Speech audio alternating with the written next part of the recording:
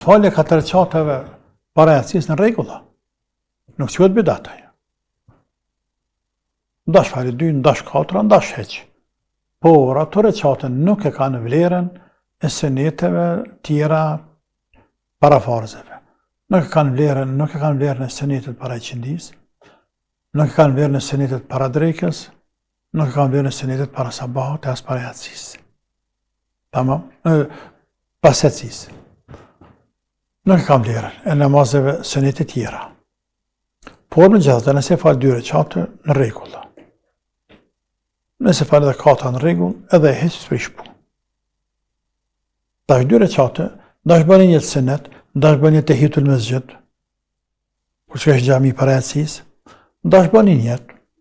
Shkon pejgamberi sallallahu alajhi wasallam bejnë kulli adhanin rekatan, bejnë kulli adhanin rekatan, mes çdo dy ezanave ka 2 recate.